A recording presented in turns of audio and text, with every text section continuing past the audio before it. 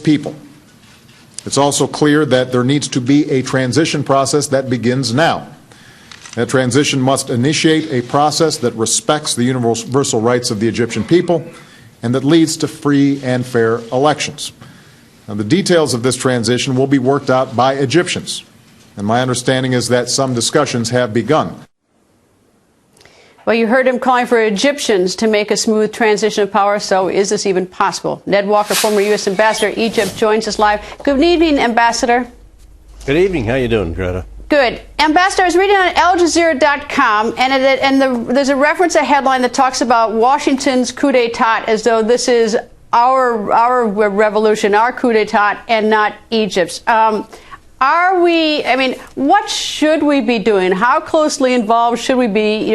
You've spent a lot of time in Egypt. Should we stay away from it or get involved? What? Well, I can tell you, the three young men you had on are the people who are the future of Egypt. And those young men were saying that they don't need our help. They have a very clear idea of where they want to take Egypt.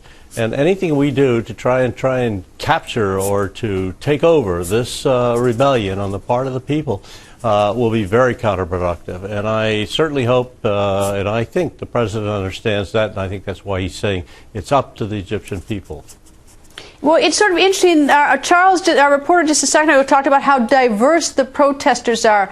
And it seems to me it'd be so much easier to get a grip on what's going on there if there were a leader. And when you have diverse protesters, it's hard to get a leader. And if there's no leader, that just adds to sort of the chaos and the lack of direction, the lack of certainty, or even common goal.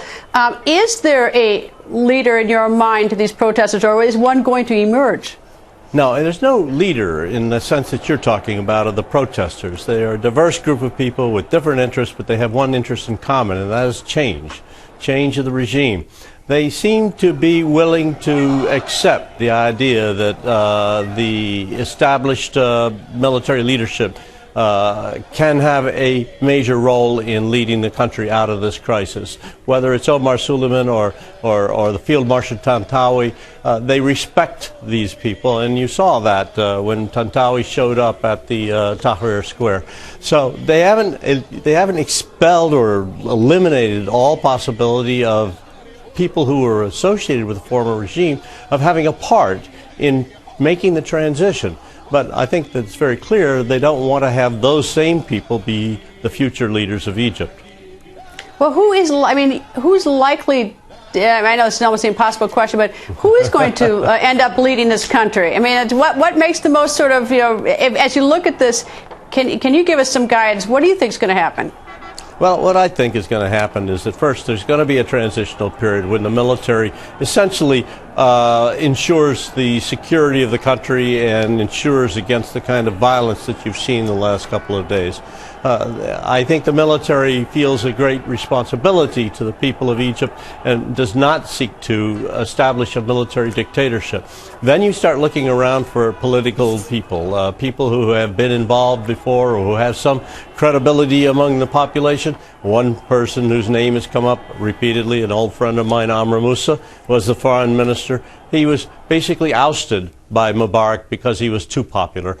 He seems to have some sense of what the people want.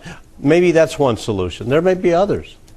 Should Israel be really worried tonight?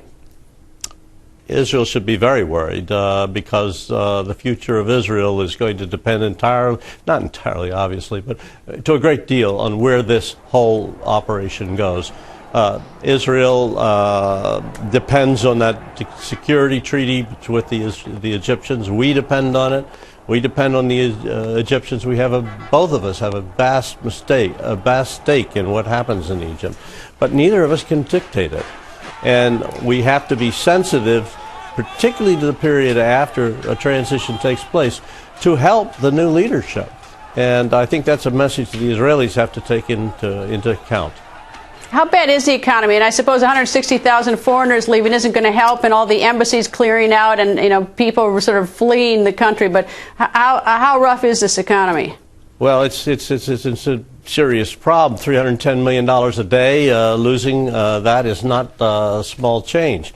They've had a downgrading of their standard to less than positive, and there is considerable expectation that the growth of the country will go down from 5 point something to 3.7% over the next year. So yes, it's serious, and it's not going to help. The question that has triggered a lot of this riot is the fact of the joblessness.